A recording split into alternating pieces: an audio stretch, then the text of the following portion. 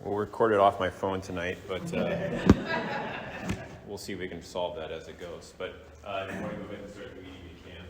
Okay, we'll do that. Good evening, everyone. Today is August 21st, 2023. This is the GBOS regular meeting. The Girdwood Board of Supervisors, its committees and subcommittees are subject to the Alaska Open Meetings Act as found in Alaska Statute 44.62.310 and Anchorage Municipal Code 1.25 public meetings. The Girdwood Board of Supervisors operates under the Girdwood Public Meetings Standards of Conduct. I'll call this meeting to order at 7:07 p.m. I am Brianna Sullivan, co-chair and the fire department supervisor. Also in the room, Jennifer Wingard, co-chair and land use supervisor. Kelly, Parks and Rec, Cemetery. and online, Mike and then Amanda. I'm Mike Edrington, I'm Housing and Economic Development Supervisor. And Amanda Sassy, Roads, Utilities, and Public Safety Supervisor. thank you, everyone. Are there any disclosures this evening?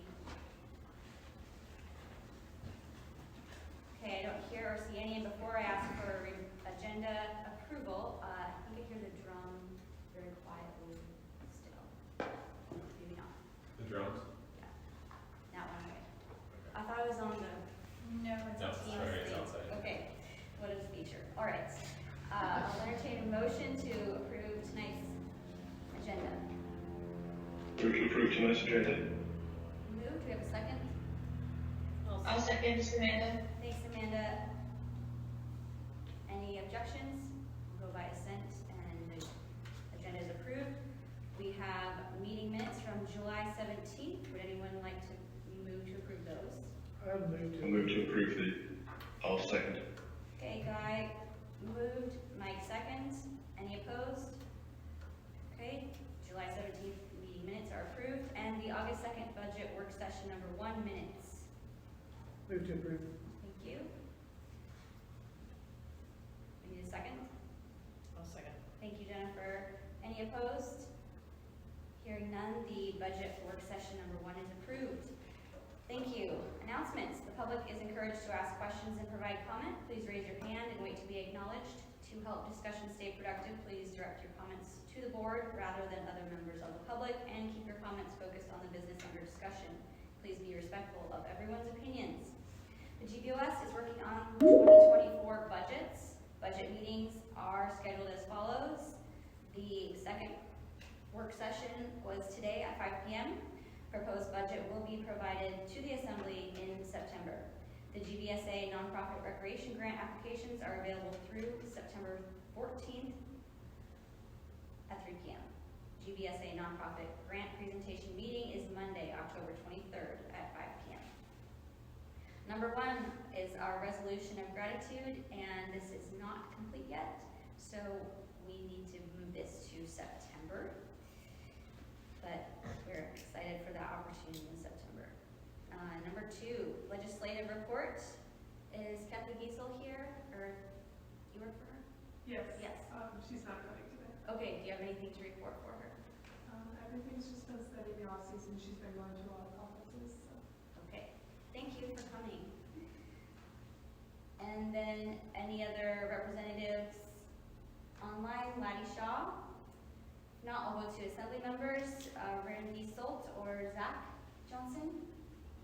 Yeah, hey, good evening, it's Zach, can you hear me okay? Yes. Alright, I'll keep it short and sweet, but always happy to answer questions here or off the line if you guys have any.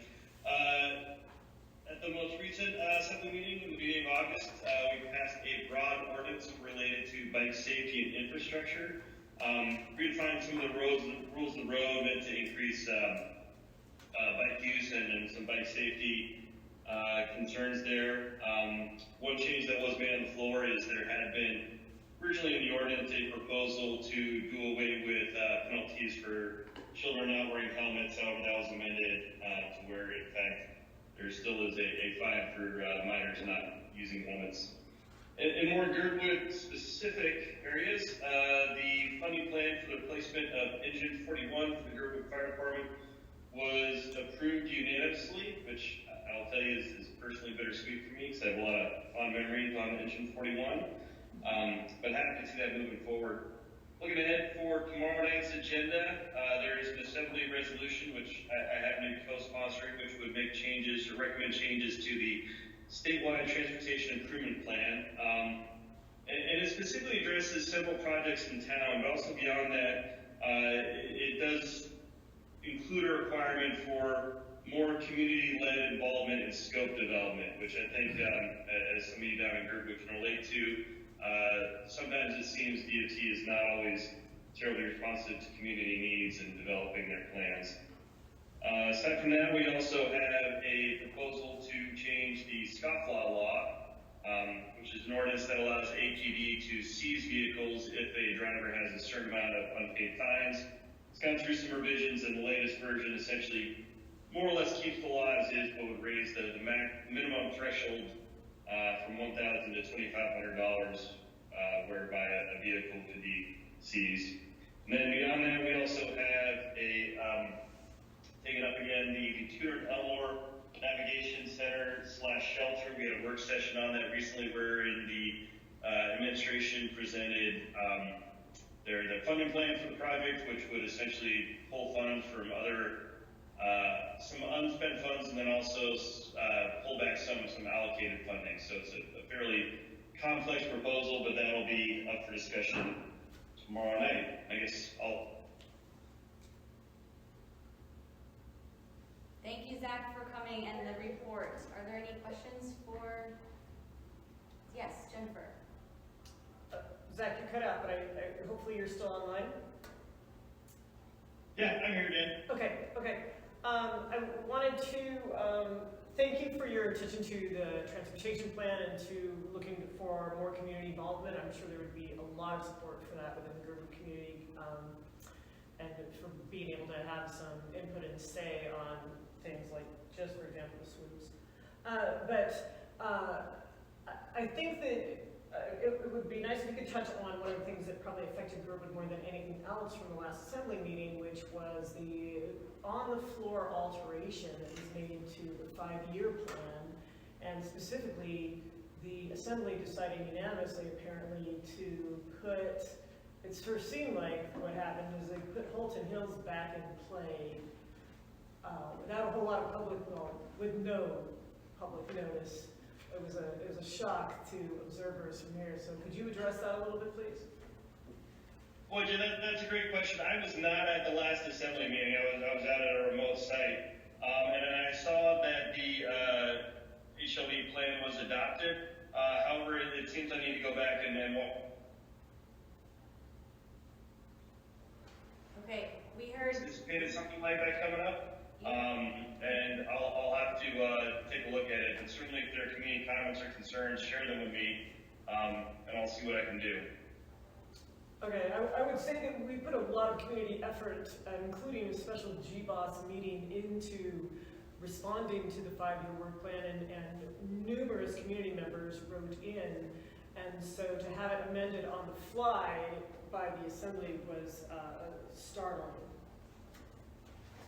Yeah, I guess I'd say that's somewhat surprising to me as well, or I guess disappointing to me. You know, generally when we have plans, whether it's HLB plan or changes to Title 21, plans that have been in the works for a period of months and have had ample opportunity for people to propose changes or amendments, I generally am wary of the practice of making floor amendments in that context. It's something, if you look at my record, generally I do not look upon favorably, so I guess I'm disappointed to hear that something fairly significant was adopted there on the floor of the assembly meeting. But I'll take a look at that, but I'm sorry to hear that it happened in that manner, if it's as you described. Thank you. Thank you. We have a question from Mike. Yeah, it was just an additional item on the same topic. So thank you, Jennifer, for bringing that up. Yeah, I think the other problem is because it was introduced on the floor, there's no written record anywhere publicly available. I was at the meeting, so I did get probably about a 3 or 4 minute warning that something might be coming along, but unless you were physically there and picked up a physical copy of the amendment paperwork, or grabbed a screenshot for the brief time it was on the screen, we still don't have any formal record of exactly what was added. So there's that irritation as well, I think. Yeah, I think that's very fair, Mike. I don't think that this sort of thing should be, I think this is not an appropriate use of the floor amendment option, and so I'm disappointed. And I'll take a look at what happened there, and certainly happy to talk to you guys about it more. But that is unfortunate. Okay, thank you. Any questions from the public in the room or online for Mr. Johnson? Okay, thank you very much, and we can follow up online as he suggested. So, Go ahead. sorry, I did have a question. I was a little late with my hand up. There's a question for Zach. My understanding is the proposal's got quite a lot of publicity about changing zoning. The latest description of that is it would only apply to the Anchorage Bowl, and I know that hasn't been introduced. I think something's going to be introduced to the floor tomorrow. Is that your understanding as well? Yes, correct. So there was the proposal AO 2023-66, and then there was an S version as well that would essentially do away with the residential zoning districts in Anchorage. The intent from co-sponsors for the meeting tomorrow is to essentially set that aside, and they're introducing a new version that would take us from 14 zoning districts down to 5. And the intent is that will be on the agenda for, I think, the second meeting in September. And I imagine there's a strong likelihood that there will be another work session between now and then to dig a little deeper into what the new proposal looks like. But I do not anticipate any action on 2023-66 at tomorrow night's meeting. And then also, just notably, that proposal would not apply to Girdwood, because Girdwood basically has its own place within Title 21. So even if it were adopted, it would not impact Girdwood or Chugiak, just because of the way Title 21 zoning is written, that chapter. Thank you for the clarification. Thanks, Zach. Thank you, Mike, for asking that as well. Okay, thank you. We'll go to Anchorage School Board. Is Andy online? If he comes online, please, Kyle, let us know. Sure. We'll go to number 3, supervisor reports. I'll start with Guy. Do you have anything to report?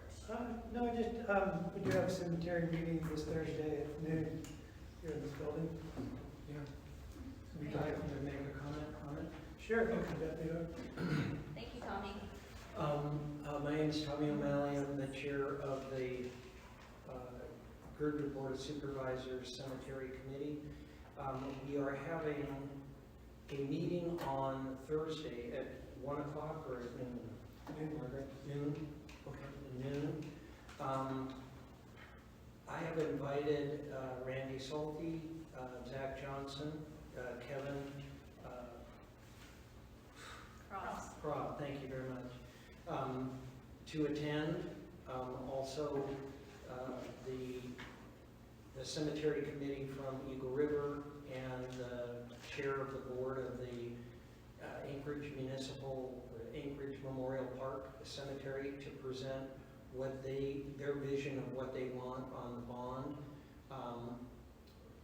Randy, Zach, and Kevin have all agreed to sponsor the proposition going forward. And Dean Gates, the assembly attorney, is aware and he's awaiting direction from them to start the process. Usually, bond propositions come from the administration, but in this case, it'll come from the assembly, and the assembly has already proposed a bond proposition, and that is the Chugach access one, so that there's a pathway that's been blazed already. This is going to be a wonderful meeting. I can rest in peace pretty soon.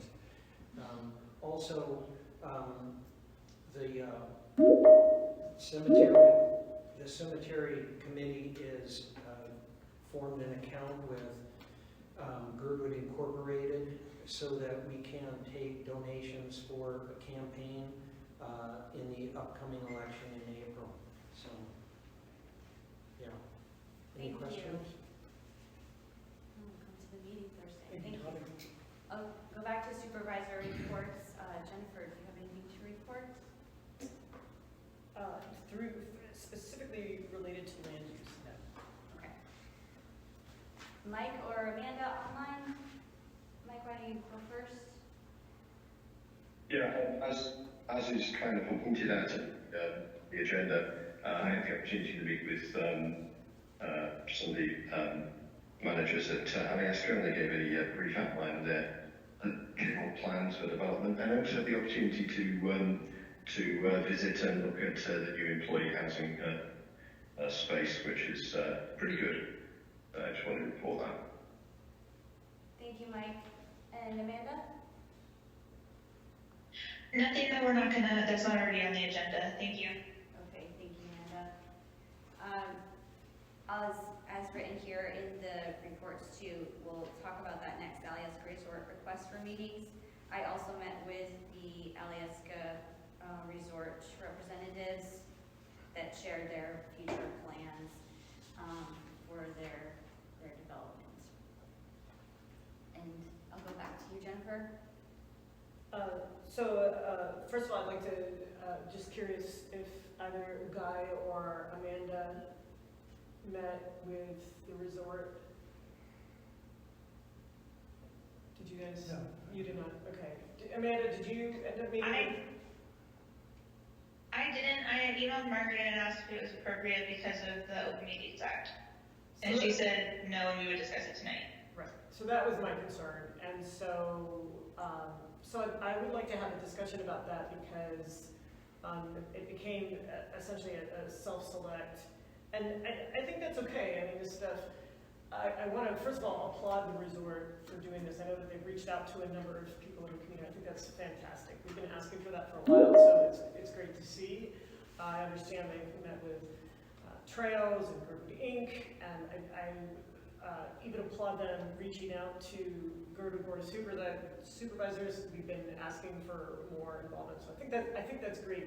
It's kind of our job as supervisors to watch out for the Open Meetings Act issues, not so much the resort. And I think we just kind of, something slipped here because I think that should really be a group discussion, or that, you know, we should keep the limit to 2 people doing this. And the reason why I think we have an Open Meetings Act question here is because we have so many issues that come before us from the resort, most recently about the employee housing that has since been dropped, but still we regularly hear from the resort, so I think we have to be careful about meeting with them, giving them a sense of the body, getting information that is not on public record.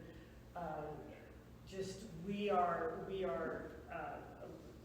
under some different rules than, say, Trails, where every single person votes, and also land use, although that's an interesting discussion there too, since the officers are elected. But anyway, I was hoping we could have a discussion as GBOS on how to manage this kind of thing in the future, because that kind of blindsided us, I think. Thank you, Jennifer, for bringing that up. Do any supervisors have comments about the invite that Alyeska sent to GBOS members? I was just under the impression we would discuss it and make a plan, so, as opposed to reaching out. Thank you. Mike? Yeah, I have a question about, so when anybody in the community, either individually or a business or a group or anything else, sends information to us individually, by email or speaking to us individually or anything else, according to my understanding of the Open Meetings Act, it's got absolutely nothing to do with the Open Meetings Act. It's a one-way communication. There's no discussion, there's no deliberation, there's no decisions made. So if it was a problem, then we would have exactly the same issue with anybody communicating with us, with 2 or more members by email or any other mechanism. And my understanding is that is not a problem as far as Open Meetings Act is concerned. Discussion would be, deliberation would be, and definitely anything where 2 or more of us meeting together for the purpose of discussion or deliberating. But a one-way communication of information is not. So there may be something I'm missing in this, but I'm not sure what the relevance is of Open Meetings Act. Thank you, Mike. Can I respond? Yes. It was pretty clear that this was not a one-way communication. One-way communication is an email that says, we feel like X, Y, or Z about things. And we get, as you pointed out correctly, we get a fair number of those. This was an invitation to meet and discuss, and that is fundamentally different and fundamentally absolutely a problem under Open Meetings Act, particularly if they're meeting with all 5 of us. If we limit it to 2, that's fine, but that's the kind of thing that the board should discuss, not any individual taking it upon themselves to be that representative for the board. So, so I would disagree. We were specifically invited to talk with them, and again, I applaud that. I'm grateful for that, but we have to, I believe we need to handle this more carefully than what ended up happening. And again, I don't blame anybody at all. I think we're kind of blindsided by it, but I want to be absolutely clear in the future that I am not comfortable with what happened, and I do not think it should happen again. Thank you. Mike, stand up. But to extend my analogy slightly, if any organization or individual in the community or even outside sends us 5 of us an email, and more than 2 of us respond to that email completely independently without copying anyone else, your position is that's a violation of the Open Meetings Act. My position is that we should not have entered into a dialogue, so I'm not going to argue semantics with you right now. We were specifically invited into a dialogue. Excuse me, you're one for always wanting to complete your thought. Please give me the same benefit. We were specifically invited to dialogue with them, and that's a fundamentally different thing than emails and communications back and forth. But I don't want to argue the semantic. It's been pretty clear from everyone I've talked to that this is an Open Meetings Act problem. Now, if you personally want to argue that, I think you need to argue it with somebody besides me. When I got this, I asked about it. That was the answer I got. So I acted accordingly. Mike, your hand is up. Yeah, just if you have a legal opinion that says it's an issue of Open Meetings Act, then I think that's something everyone should be aware of and should share. If you haven't, then I think the right thing to do is for us to get advice from probably the Department of Law within the municipality. I think that's the right place if we could request staff to do that. And I'd actually make that as a motion. I move that staff request a clarification from the MOA attorneys. Thank you, Mike. Do we have a second? I'll second that. Thank you, Jennifer. Any opposed? Go by. Can I just say one more thing on that? I think that's the right way to do, just to clarify this going forward. Thank you, Mike. Thanks for explaining that too. I would appreciate that also. We'll go by consent on that, and that motion is moved. So, Jennifer second. And no other questions. Amanda? Yes, thank you. I was just, I didn't respond to the email at all, and I don't really feel good about that. And I didn't know if I could just tell them, like, hey, we gotta talk about this, or, we gotta figure out whether this is a violation, and yeah, I just don't want to get in trouble with the Open Meetings Act. So if you could help me figure out what's appropriate, or if somebody could respond for the GBOS, I don't know. Thank you. Kyle? If Todd Girdwood, the ex-municipal attorney, was here, I feel a strong feeling that he would say the board should make a decision tonight to appoint 2 people to talk with the resort and then come back and report to the board. And we'll follow through on the legal review, but every time I ever talk with Todd Girdwood, he said it's always a perception thing about the Open Meetings Act as to what the board does when not in session is a perception thing. And if 5 of you are meeting individually with the resort, how do we know that a game of telephone isn't going on at those meetings where well, the other supervisor said this and that? So, you know, from our perspective, from staff, we're always trying to watch the perception thing for the boards that they're within the, not violating Open Meetings Act. And so, and that's the perception that we, or the input that we gave back to Jennifer when asked this question. But we'll follow through and get a legal opinion on it. But I think in the meantime, to keep the dialogue going, I would suggest that the board considers appointing 2 people to interact with the board and report back to the board about what has been found out or information gained. Thank you, Kyle, for the recommendation. And I also realize that the board, that the resort may not be able to share things for priority, you know, for their business reasons, but at least you can have a discussion. So. Right. Okay, thank you. Mike? For the sake of discussion, I'll make our suggestion as a motion. And given the 2 of us have already met, I think I'll be more specific and say Mike and Brianna as the 2 members. Thank you. I'll second Amanda. Thanks, Amanda. Do we have any oppositions to, any further discussion on the motion? Guy? I guess just what exactly, I don't imagine the resort wants to meet in an open meeting act with all 5 of us in a public meeting. Is that correct? Is that kind of what, or is that what they're looking for? I think they are going to present to the town, like to the community, and that's how they want to do it. And meanwhile, they met with certain people in the community, and when I went, I felt like I was me. I didn't feel like I was GBOS. And frankly, I didn't speak about GBOS. And I listened, and they said that this is all public information that we're going to present pretty soon. And we just are, I think they're practicing presenting it, frankly. And it'll be in October is what they were hoping. So I don't know how much time in between then and, this week or last week when they were getting meetings set up, and then October decided the change of seasons. Would they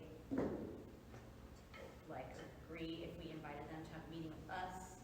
I don't know if that impacts what they're going to present or not going to present. I guess that's my question. What's the role of the 2 point people? Just to set up a meeting or figure out how they're going to present this information, or to discuss details on the information presented? Mm-hmm. Good question. I don't know. Mike, you're coming off mute, so he might have a suggestion. Yeah, the way I would, given the discussion so far, I would say that the job of the task we're effectively allocating to Brianna and I is to report back the general contours of that presentation to the board overall. So really anything more than that, you couldn't be acting on GBOS's behalf, just the 2 of you in that discussion, correct? Well, you're talking right now about a hypothetical discussion where we were both there. Right. If that happened, right, we wouldn't be able to act. I got you. That's my answer. Not that there'd be anything to act on. And I was hoping that's what it would be, just a fact Right. finding. Yeah. Mm-hmm. I think so. Any other questions or discussion on the motion? Brian? Thank you. I think that a couple points. First of all, I applaud Elias also for getting out and trying to get some community engagement. I think one of the things that's a little challenging with this whole thing is everybody got a prepared presentation, if I'm not mistaken, and that everybody got the same presentation, which seems a little more organized than going and having a cup of coffee and talking about plans one-on-one. And it does get into that game of telephone, if you will, about, because everybody saw exactly the same thing, and I think that I would bet money that the presentation that you saw, Girdwood Inc. saw, that whoever from the Trails Committee might have seen that and whatnot. That's where it starts to get, I think, a little bit challenging with Open Meetings Act. It was unorganized. I wonder if Zach or Randy received that presentation also. If anybody else received anything like that. Okay, thank you, Brian. Zach, if you're online, if you're willing to answer, go for it. Yeah, sorry, it didn't come through perfectly clearly, but as I understand, you're asking if I was approached by the resort, asking if I was interested in participating in this conversation. Is that the question? Yes. Basically, yes, yes. No, I was not. Okay, thank you. Matt, I said your name, but you can come forward and say your name. Matt Schechter. I would say it's great that the resort actually came, and to the extent that there were however many, 6, 7 people from the community in the meeting that I trust, to avoid the community getting blindsided or presenting or being able to present some issues to the hotel or the resort in advance of coming to the community. I think we would basically trust you to basically be a consolidated voice. And if Connie Yoshimura had done that, years ago, we would have maybe avoided some of the Holton Hills stuff that actually went on. So that's my take. Thank you. Guy. Yeah, I guess it's definitely not the resort's job to look out for the Open Meetings Act, and I think that, I applaud them too, because, how else are they going to get that information out there? And who else would you reach out to? It makes perfect sense. So, I think that, to me it looked like it's in good faith. It's just we got to watch it internally how we approach those. Right, thank you. I think they're on their own timeline and didn't allow for our meetings also. But thank you for receiving the questions, Margaret. So we are on our motion and discussion. Could I ask for a roll call vote, Kyle, for this? Yes. Actually, sorry. Oh, Could we restate the, could we restate the motion, what we're voting on? Yeah, I think the motion was to appoint Brianna and Mike to be the points of contact with Alyeska about their planning efforts for the resort, and report back to the board with what was learned and can be shared publicly. Okay. And could I just... I concur, well stated, thank you. thank you. Just one more point. I'm actually going to disagree a little bit with Matt here.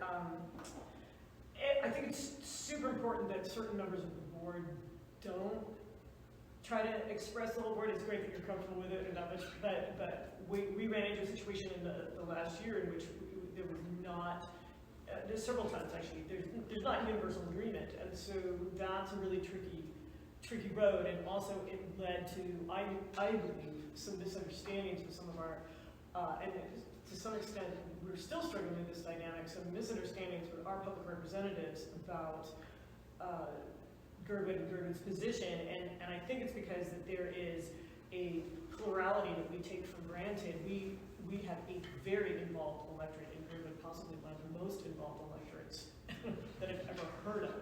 And I like to, I extrapolated for the assembly when I testified in front of them that if you extrapolated for our trails involvement, they would not be able to fit a trails meeting for Anchorage in the Denina Center. It wouldn't fit.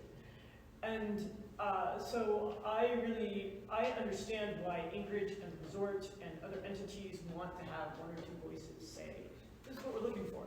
But that's not the way we work. We have land use for a reason, and we have 5 members on GBOS for a reason, and we have Open Meetings Act for a reason. And so I just want to make sure we don't make this mistake again. I'm glad we have found a solution for tonight, but I want to say, for the record, I feel very strongly that we should not be meeting with representatives of either organizations or committees that we are interacting with on a voting basis, and so we regularly vote on Alyeska issues. So I do not think that we should be, and this, it's great that you had a set thing, but I've heard from other members of the community what great dialogue they had with the resort. So I know that some of those meetings became dialogue, which again, I applaud, and that's fantastic. But as soon as that happens, we're in a tricky situation, not just with telephone, but also the resort basically finding consensus within GBOS without us having a public meeting and without that information being publicly accessible. and that's problematic. So anyway, I've said my piece, I'm done. Okay, thank you. Thanks. Okay, I'll go back to my request for a roll call vote. Okay. Oh, Mike jumped in. So just a quick point. I think the way that the motion was phrased from Kyle is that we would be a point of contact for the resort and would report back. Not that we would make decisions on behalf of GPOS, because that's clearly a function of the board as a whole when the body meets.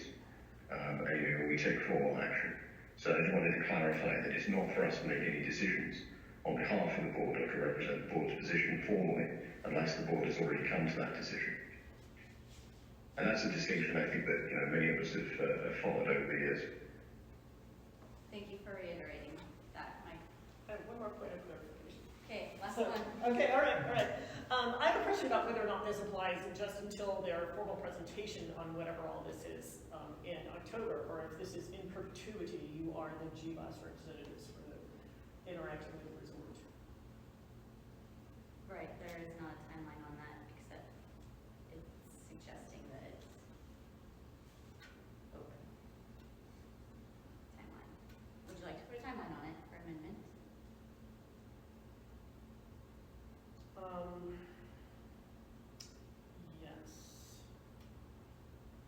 Yes. I think that whoever we have meeting with the resort should reflect the GBOS positions that are, most in alignment with potential resort issues. And we can have a discussion about that, what that is, but that ideally we're band-aiding the situation. And so I want to recognize that that's what we're doing. And that's fine, but we're band-aiding the situation, and this is kind of by default, rather than having a conscious decision, rather than having a kind of a conscious decision about who we want represented for the community resort. So anyway, I would, because October was mentioned, I would like to say that this is our situation up until the October GBOS meeting. And then after that, any further communication, we need to talk as a board about who it's going to be. We need a second for the amendment, but I have a question. Yes. What if their meeting is after our meeting? I think we're going to have a handoff. Could I suggest, Kyle? do you know what is the nature of this whole discussion with the resort about their update of their master plan?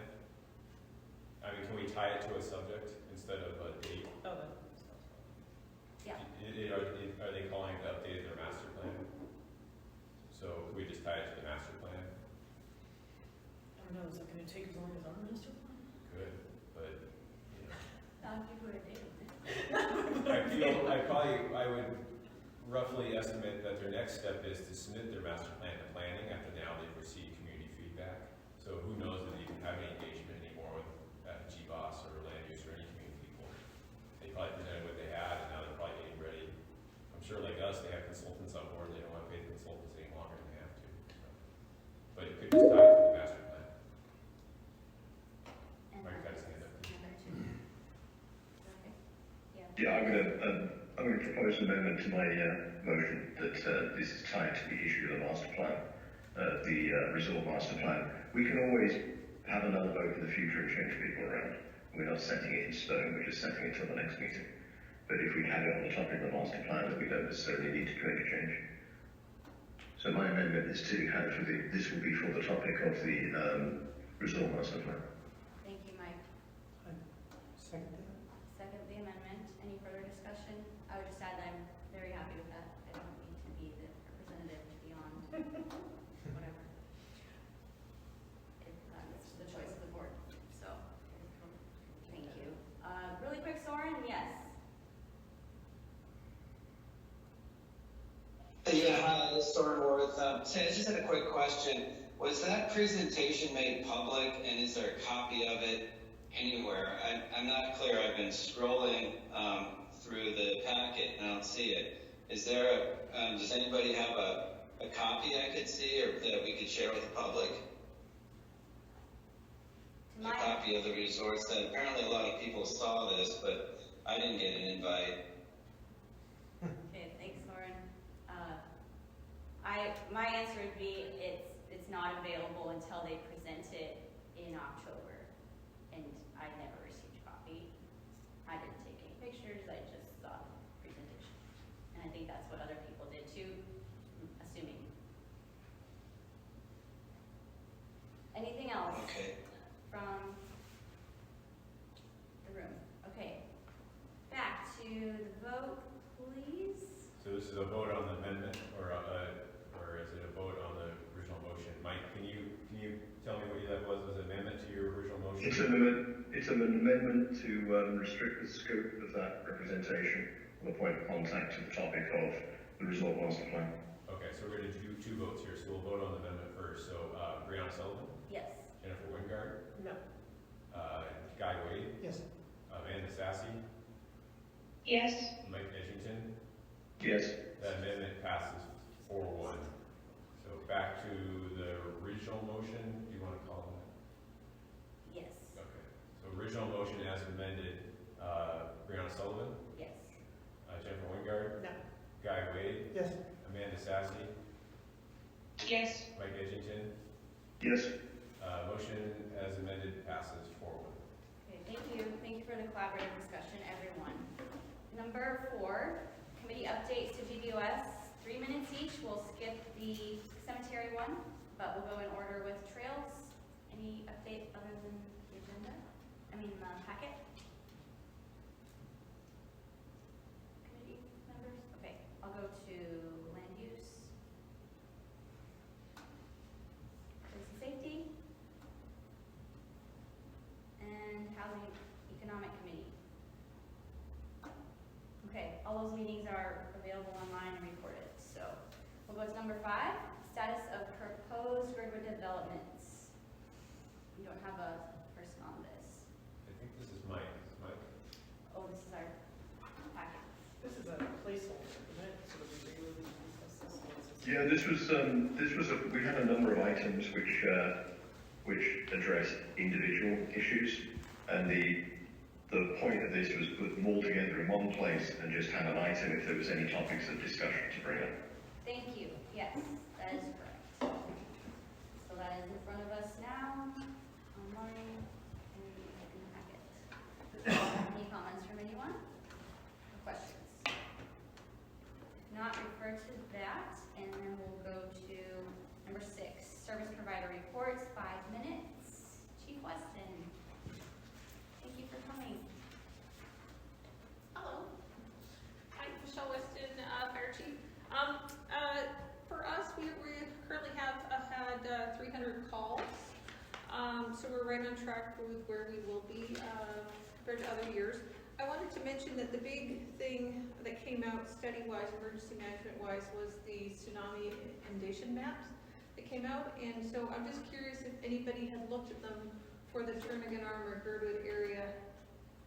Okay, 1 person, 2 people, 3, 4. Okay, a few. Okay, I brought a couple copies. I'll just pass them along there.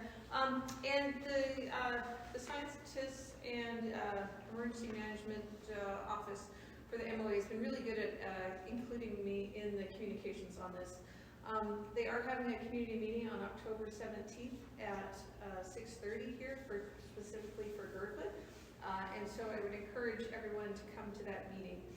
It does impact lower Girdwood or original town site Girdwood, and then parts of Portage as well. And so there's a good story map online that you can actually search for under Girdwood, and then look at the story maps, and then look at the inundation maps as well.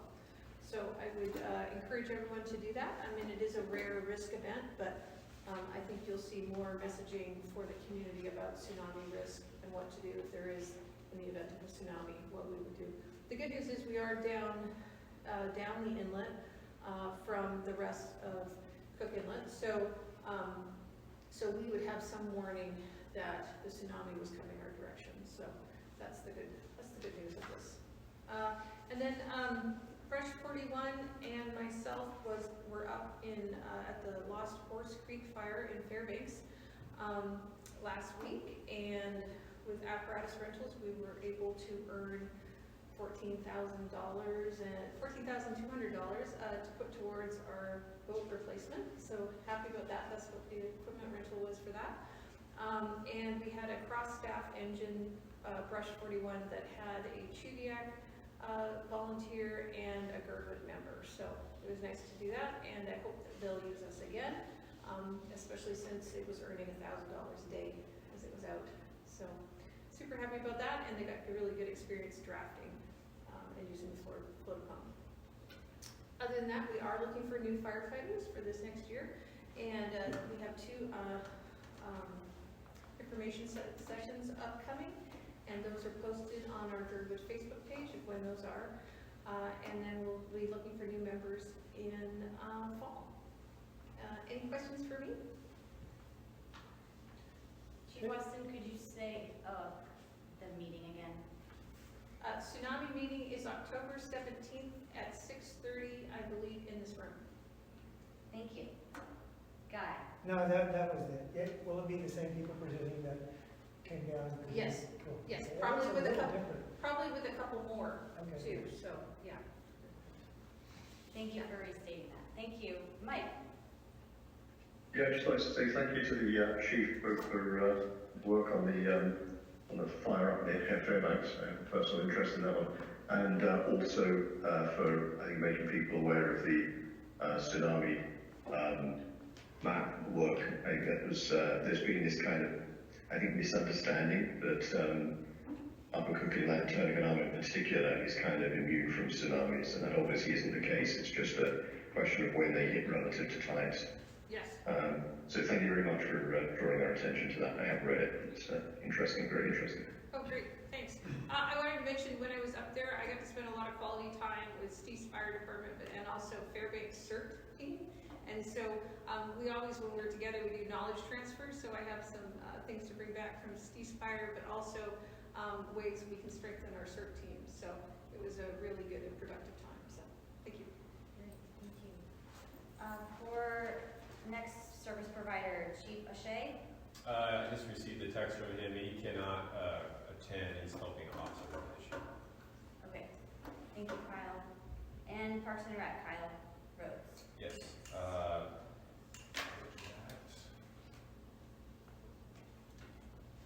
So always our packet is in here, so I won't dive into all the details, but I really like just to point out a great group of volunteers that we've had with us through the summer, helping us with many things. And one being John Gallup.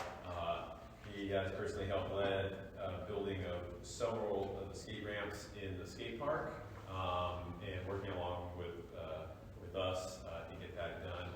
He has a great knowledge and a great passion for the skate park, and we appreciate everything he's done in there. It just makes it such a funner spot for all the kids, and then helps us with building quality ramps that don't require a ton of maintenance in the years to come. As well, we'd like to say thank you to Zach Bainey. He joined myself and our 2 park caretakers for a day of brushing the Beaver Pond Trail, which was just basically a jungle out there, and he came out and spent his day off, which he does mostly on his day off. On his days on brushing, he came out and brushed with us and whacked down pushki all over out there. So we appreciate that and the time put in out there. The summer crew has been doing a great job. They've been working on several projects, and in particular, there's a picture up here on the board of the new bridge going over Abe's Trail, the monkey section there right at the beginning of Abe's Trail. So we replaced all the old death boardwalk going through there, and now you got nice netted boardwalk going through that section there. And then as well to the Friends of the Girdwood Trails group, led by Kaylee, Shannon O'Brien, and Paul Cruz. Their efforts have helped us on Trail Tuesdays and Thursdays, doing a lot of projects. Deb's Way last week, they worked on the middle section of the Ditterod, helping there with some mud removal, netting of boardwalks, and they plan to do several more events through mid-September. So we really encourage people who want to join, come out there. And then the last group is we had a group from Pastor Nico Raines' church who came. They're actually a traveling group, a missionary group, and they helped us with that Abe's Trail project. So it was great to work alongside with them, and they spent the day out there helping us haul in lumber and then assembling the whole thing out there. We are working through several projects to finish out the summer, and our crew will be on at least till now, till the end of September, but we're hoping to get them on a bit earlier or a bit later into October. October to help us finish up with several projects. Currently working in the baseball field and trying to get all the baselines the same length. We realized everything was out of whack over there, so they've been working on that and taking care of that. Switching over the roads, we are working through projects. We had a very busy July. The major project was the new fish culvert, Moose Meadows at Lake Tahoe Road. That went in and went really well. And last week we had fish swimming through the new culvert, so it works. And so much better fish habitat, and I'm really excited for the flow of the creek in all weather conditions. That's always been a problem spot for us over the years, and this larger pipe will allow that water to get through and not cause issues there for the roadway residents. And then we did Sproat Road dig out, so we dug out the road up there, and then we worked on several projects, and then we went on the Brenner Circle and corrected a lot of flow and culvert issues over there, replacing that and strengthening and protecting the residents in that area. We had several problems there over the years, so hopefully that's resolved now. Budget-wise, we are right on pace where we should be. We still have some more invoices that come in from the roads contractor, Western, but they're working through. They just got us 2 last week, and then we'll get the larger ones for the work done in July here soon. And then, but we're right within our budget. We're at 51% spent so far. So parks the same. We tend to see our invoices come later in the summer into the fall. So but we're right on pace there with where we should be. And then police expenses, just a monthly invoice, so we're right where that should be. And the same goes for fire. So all our budgets are looking good for halfway through the year at this point in time. So that's a quick summary of service area events. So any questions? Thank you, Kyle. Any questions from the board on the report? All right. Thank you. Great trail work this summer, for sure. Public comment is next. Persons offering public comment must state their full name and address. Public comment is limited to 3 minutes per person and must be on subjects not on the agenda. I see one hand up. Crystal. Hi, good evening everybody. First of all, I apologize. I'm multitasking and I'm trying to have background noise. But wanting to come report that Girdwood Inc. submitted a grant request to the Rasmussen Foundation, and we have received a reply back from them that they want to see a full proposal by September 15th. And that will be before your next meeting. And so I am mentioning this because we may want a resolution of support for that grant, and they have said they are interested in seeing the proposal for $350,000, which will obviously really help our project, Girdwood First Child Care Project, in getting little bears to a new building. So thank you so much. Thank you, Crystal. Next hand up is Lori. Go ahead. Hello, here I am again. I've been a resident since about 1988. They raised my family here. Been watching all the changes, and I'd like to once again bring up to the GVOS and the government agencies that are involved to please address potential flooding in our area creeks. As a long-term resident, and having lived down by Davos and Mount Hood during Typhoon Oscar in 1975, my husband and family witnessed the extent of what a big fall storm can do to impact our valley. And I really would like to emphasize and bring up again and again that we must, I think, carefully address what is happening to Glacier Creek, particularly on the north side of the bridge. As I've mentioned before, there are overgrown tree islands with debris and logs and all sorts of stuff. And the water is flowing to the east or the west and not down the center of the creek. And before you know it, if we have another big event like we did with Typhoon Oscar, this will impact the areas of the Mount Hood Davos residents, the potential to flood the Girdwood town sites, a town site area, and our public safety building, the fire hall, the building you're sitting in right now, the library, the MERC, housing, the post office, the new clinic, that area was potentially saved from major damage by having D9s and big giant backhoes digging out the gravel as fast as they could so that the water would flow downstream during that flood. We were lucky because we had the heavy equipment on the highway project, and we had an emergency declaration from the governor and the mayor to get it down to Girdwood as soon as possible. My point is, I hope that you can potentially put together a plan to mitigate these creeks and streams, because I think in the long run, it's just a matter of time before we have another event like this.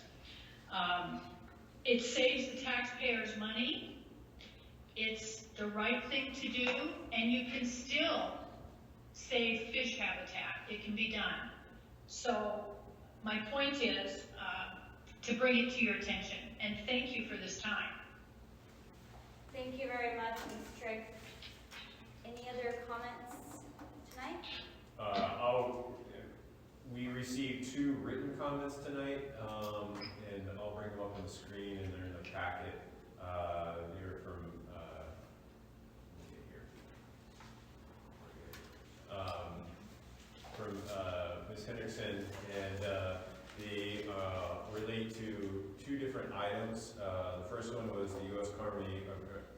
Army Corps of Engineers, and there was comments related to the Cabana wetland permit that the Army Corps sent out a request for comment on a permit that they were considering for the development that's going on up next to the brewery, and Ms. Hendrickson shared her comments and wanted us to share them with the GUS, so we put them here tonight for the record under public comment, so you can see that there.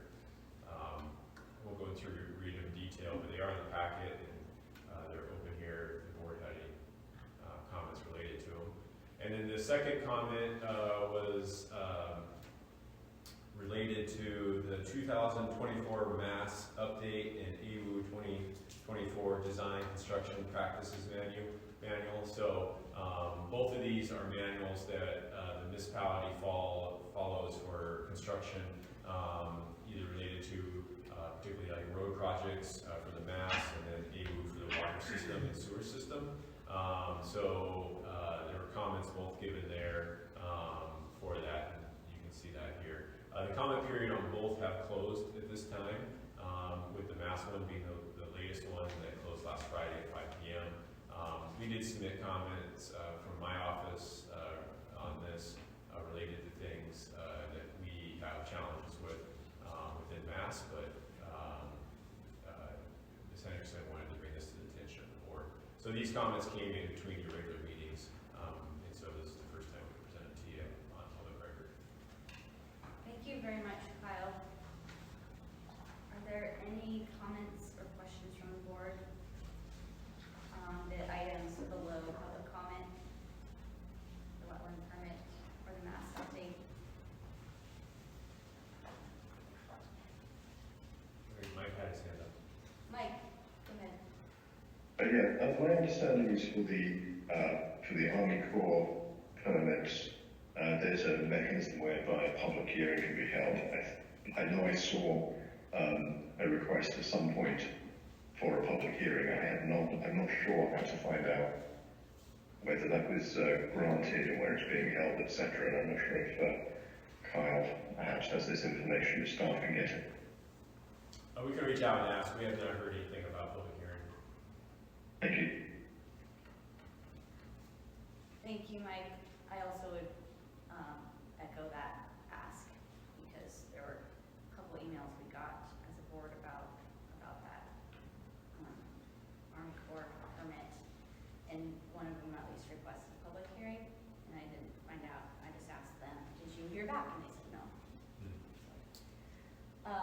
Anything else from the board? And Lori, your hand is up still. I'm assuming that's from earlier, just so you know. Otherwise, we'll head into number 8 on old business.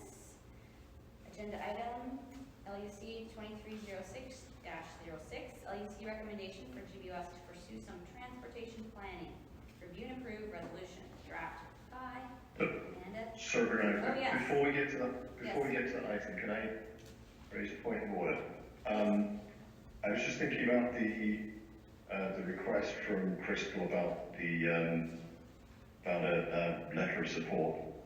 Normally we normally go through a 2-meeting process, but it seems like that's going to be impossible. But maybe we could do something more than 1 meeting, or more than half a meeting, at least put it onto the agenda later tonight, new business, if someone from Girdwood is available to speak to it.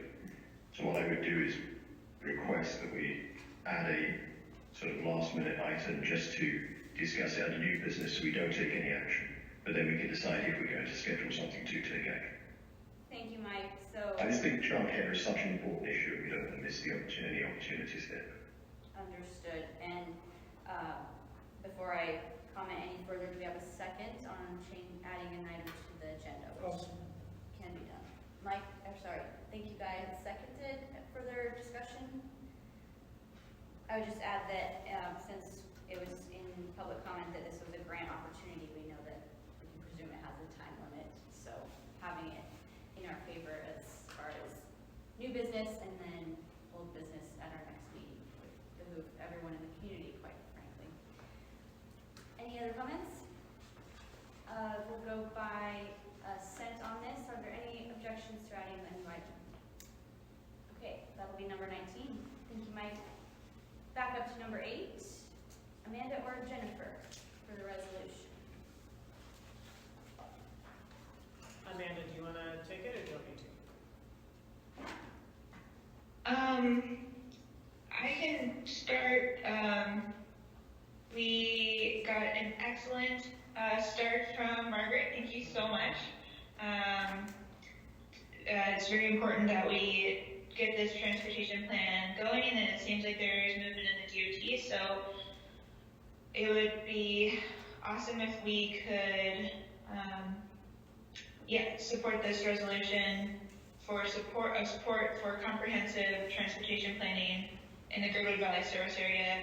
It does include background on the most recent plan that's currently adopted. It discusses the Girdwood area plan and how we are working to update that as well. And it focuses on the areas of the plan we currently have are lacking, and specifically addressing the secondary access and egress of Girdwood Valley, as it has become more of an issue for the community potentially. And it would be great if we could get that explored as well. And we made sure to mention that we need to have a more current plan in place to be able to be considered for funding, and specifically grants. That was some of the feedback we received from the applications we put in for the items such as the Vale Timberline intersection improvements. And we understand that we would have to contribute some funds to this as well. And that is kind of the synopsis of this so far. And thanks, Jen, so much for your work on it too. Thank you, Amanda. Anything to add, or Guy has a question? Go ahead, do you have anything to, she got it off? She got it.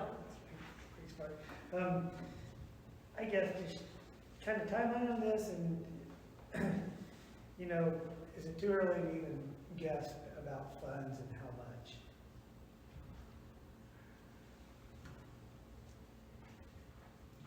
I mean, I don't know. I don't think that we have any idea about how much, if you're asking about how much a transportation plan will cost. I think we're hoping that DOT will do a lot of it, is my guess. Jennifer? Was there I guess that other part, the timeline or the time frame on this?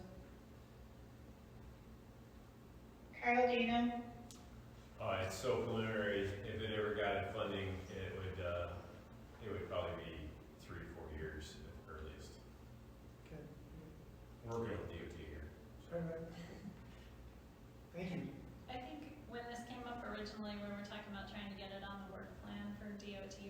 2024, and I think that they may have solidified their work plan for 2024 by now, because that was a few months ago, but on the other hand, it's DOT, so maybe not. But When the gentleman was down here presenting on it from DOT, Yeah, Mark Eiselman, I think. He is kind of the Girdwood rep for DOT, and he was the one who, especially around the airport, talked that, you know, we had a lot of concerns about the roads, and that's when he realized that we should probably have an updated plan. And so this would be kind of in support of him trying to, help us get on that work plan. Mike? I just want to say I'm in support of this. There's a lot of sort of piecemeal things coming in from different projects, particularly from DOT, and like the intersection and other things. And I often hear that the discussion about why is the intersection happening first when we have all these other needs just on transportation. So I think this is a very valuable exercise. So, good. Thank you for putting this together, both of you. Great, thank you. Anything else? The resolution is right here in front of us, so Amanda, that could be the motion, is the resolution. Do we have a second? I will second. Second by Jennifer. Any further discussion? I would just maybe add Alaska in front of the first time that you say railroad, because then you say Alaska Railroad at the bottom. And we all know it's Alaska Railroad, but just a tiny word.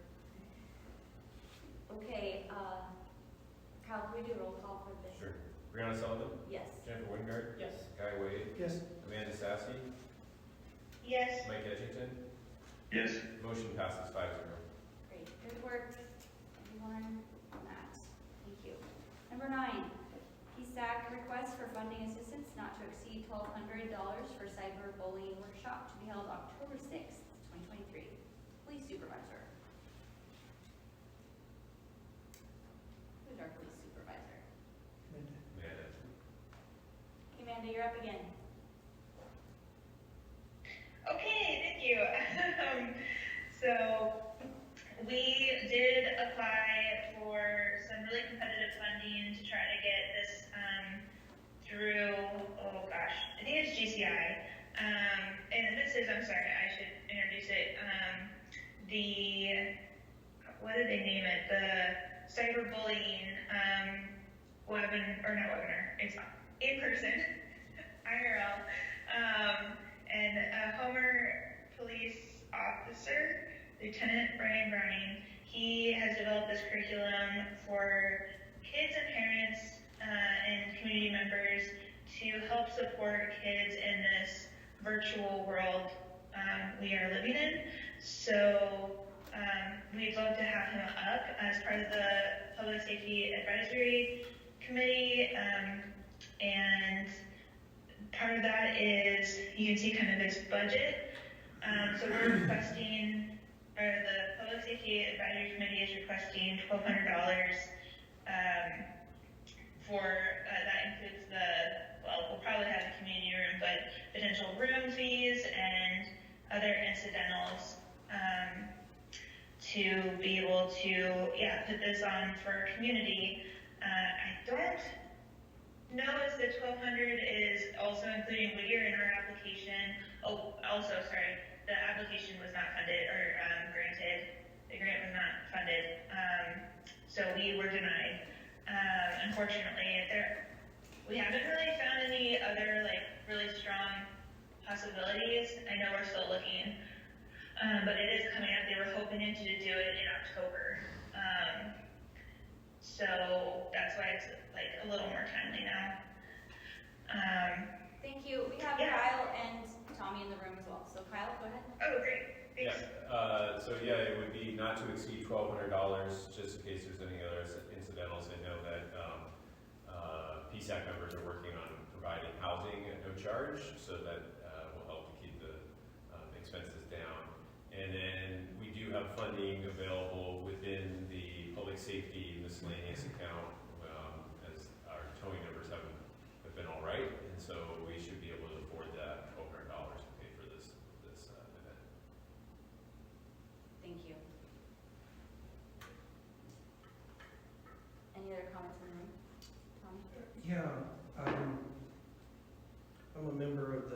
Zach. I kind of wanted to talk about fruit flies. How we have fruit flies in August, and you notice them, and you kind of, oh, they got fruit flies, and you can put your fruit away in a refrigerator or something, or you can get fruit fly traps, you know. But next August, the fruit flies are going to come back. I'm extrapolating to bullying. It's endemic in our culture and cultures around the world. When I was in Australia at a Catholic school, they were dealing with bullying that was going on there. It happens when kids realize that they have emotional power. They can use emotions to get what they want, and how they do that is by intimidating and humiliating, shaming people, isolating them from their peers. And most of us, or a lot of people, have experienced bullying. I was bullied because of my haircut when I was in school. It was too short. Yeah. But it could be your accent sounds weird. You brought a funny lunch from home. Your ears are sticking out. It could be anything. It's that you're useless. And that has led to an article in the paper back in February from the U.S. Surgeon General about how cyberbullying is a new tool that bullies are using. In my day, when I got home, I was safe. Now that's not the case anymore, and kids have their cell phones, and the bullies come right into your house. The part of the shame and humiliation that bullies put on their victims makes it so that kids don't tell their parents about it. And the article from the Surgeon General said that there were suicides caused by this cyberbullying. We heard about Lieutenant Browning. His experience was that there were 2 suicides in Homer caused by cyberbullying and other things. And so we decided that, like with fruit flies, the first job is recognizing it, the second job is protecting our kids. The third part about dealing with bullying as a recurring, upcoming, every year you get new bullies and new victims, that comes later, and the school is working on that. But I think this presentation by Lieutenant Browning will bring that parents and kids together at the same time. And I already got Guy and Harding kids together at the same time. And I already got Guy and Harding signed up, and Jen, you and Jamae and Gabriel, it's going to be mandatory attendance. It's something that we can do. And I want to remind Jerry that he put that crosswalk in there at great expense to protect children in Girdwood. And that's what the Public Safety Advisory Committee wants to do is be proactive, not wait for the fruit flies, but get out there ahead of time and protect our children. The PTA is supportive of this, and they're going to help advertise it. I hope this place is packed. Lieutenant Browning is very effective. He doesn't make money on it. The check will go to the police department in Homer, or the city of Homer. We are seeking more funding. Emily Lewis and I are covering the cost of his hotel stay or housing for the night. So we've got some skin in the game. And I hope you guys all approve of this. The budget right now is $988.66. Thank you, Tommy. Thank you very much. Chief Weston? We'd like to support this and we'll provide coffee, snacks, for that if it's approved. Right. Thank you. Anything else? Do we have a motion in support? I'd make a motion that GBS supports, this presentation by, Jenna Browning in about the $1,200. Second by Jennifer. Any further discussion? Okay, Kyle, can we do roll call vote, please? Brianna Sullivan, Yes. Jennifer Wingard, Yes. Guy Wade, Yes. Amanda Sassy, Yes. Mike Edgington. Yes. Motion passes 5-0. Thank you, everyone. Look forward to it. Number 10 is land use acknowledgement. I could start this off briefly. I'm happy to look at this in September as well, but the other month we had a version of a land use acknowledgement in front of us, and then Jennifer had some great suggestions and Margaret did as well. But I was recently reminded that way back when GBOS received the training on this by Melissa Shaganoff, Margaret took probably great notes and said that if this is something we aren't genuinely that interested in, it needs to come from the community or someone that's really interested in it. So land use has a land acknowledgement. If GBOS would like to have one at the beginning of our meetings, we have a version in front of us that we could work through some more or look at it at home and come back in September. But Jennifer, if you want to go ahead since you. Okay, so the version I ended up with is even shorter than this, but in the course, this took a ton of work and I reached out to several retired English teachers in the community. So thank you as ever for the community help. This is one of those. But I think I want to start with saying, I think in the end, the reason why it was so difficult is it was coming from GBOS and not from the community. And something like this should reflect the community's connections with our past and the community's view of acknowledging our history. I ended up, after doing all that work, thinking that it wasn't necessarily appropriate for it to come to us, or better yet, maybe more precisely, it really should come from the community if at all possible. So I propose that we table this for now and see what feedback we get from the community. Any other comments from the board or any comments, board? I guess so. I don't want it to die on the vine. You're expecting comments between now and our next GOS meeting, or should we publicize it, or do we talk about it? Well, I think we do need to talk about why it has not gotten any traction at all. So the only reason it moved through land use is because a GBOS member got it, voted and got it through land use. And so this has been, it was kind of instigated by one or two people, and then nothing happened and nothing happened and nothing happened. It was sat and then got it through land use. And I think land use is a good place for it. I mean, it's a good place to acknowledge the land and everything else. But in terms of the appropriateness for us, I would really like to see more community involvement. Otherwise it feels like top down ethical, and instructional, actually. Yeah. And the latest one, Margaret, you had edited this week, is more simplified if we wanted that one in a future packet.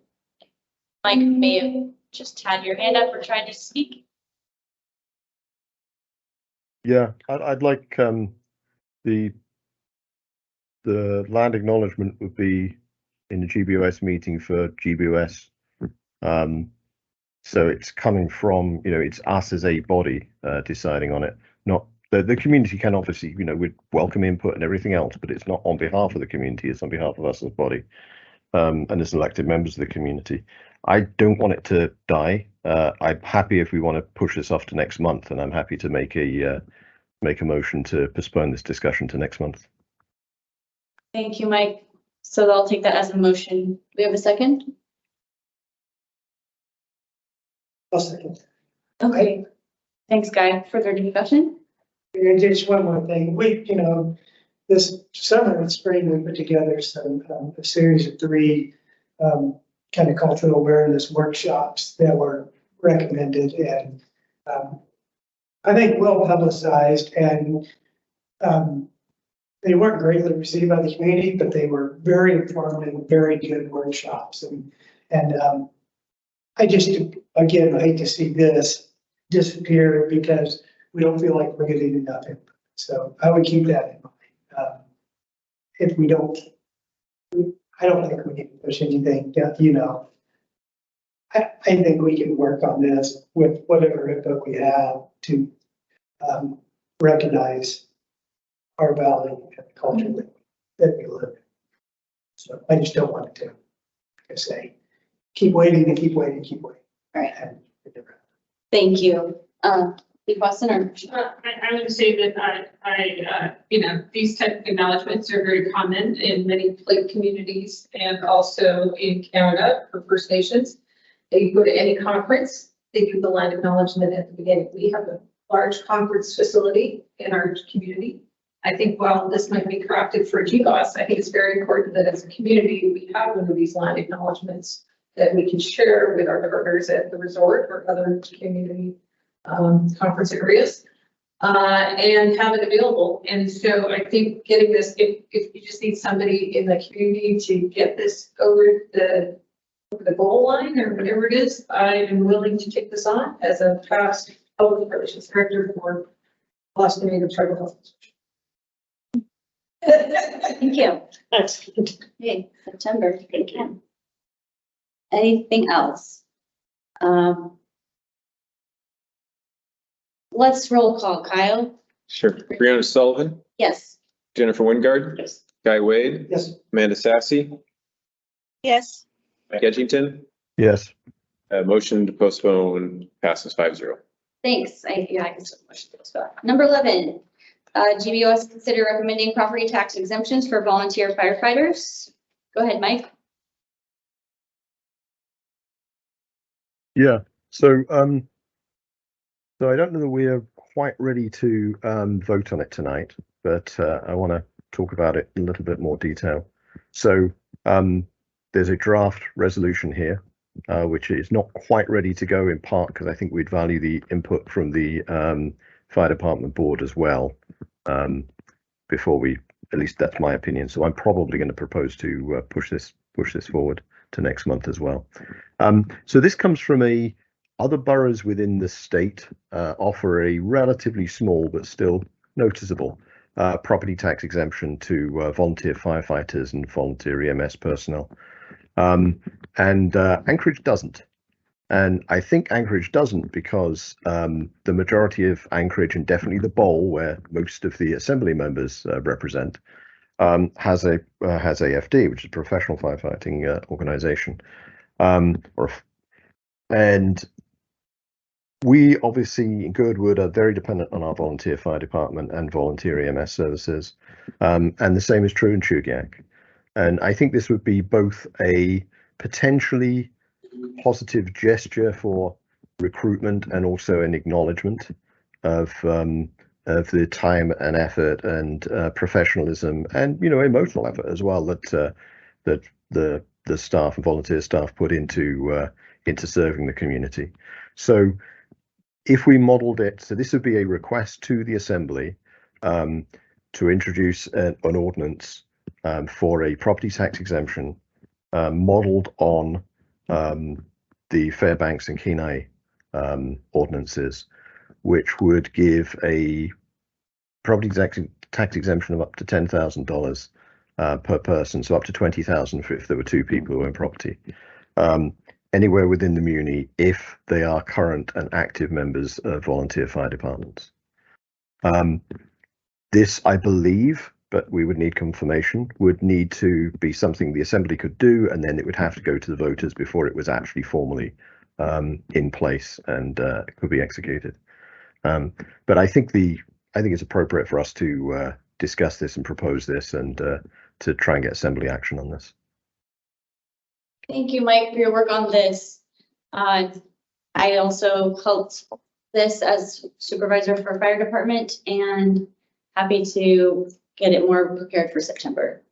Are there any comments or questions? I'd just like to say that there was a statewide initiative for this a number of years ago, maybe a decade ago. Unfortunately, it was only enacted in the end in Kenai Borough and in Fairbanks, I believe. So there is an opportunity for this. I would suggest some wording changes because even our volunteers are paid on call. So they do receive a compensation, right? So if volunteer, the true nature of what volunteer is, needs to be changed to membership, but that's no different than what happens at the other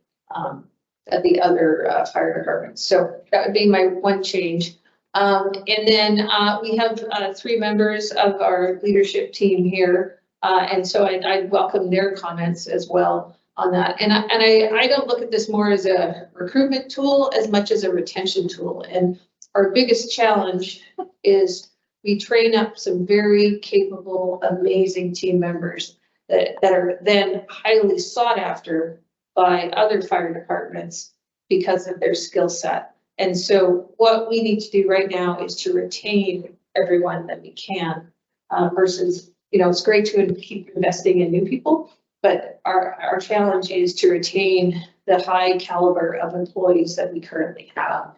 And so that's kind of what I would like to look for is what we can do to strengthen our capacity of the membership that we already have and also give them another reason when their family member is saying, oh, you're going back to the fire department again, that they have something else they can fall back on as a reason that they're spending a lot of their time, free time with us, their second family versus their first family.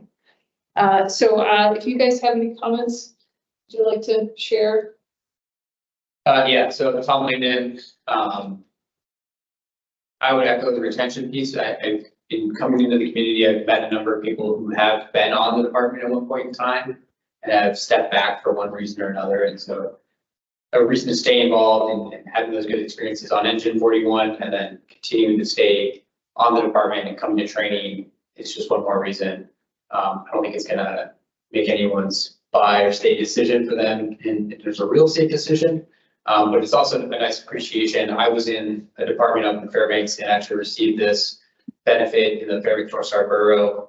It certainly was not a game changer for me and my family's situation, but it was talked about pretty extensively in trainings and exercises about, hey, we are a valued member of this community. And in addition to the hands-on call help you're able to, the community is recognized to see that being in the community matters. And this is one more way for us to say, even if you're not at the firehouse, you're in the community, and if there is a large call, a large event, there's a big flooding event, this encourages more members for a more resilient community as well. Thank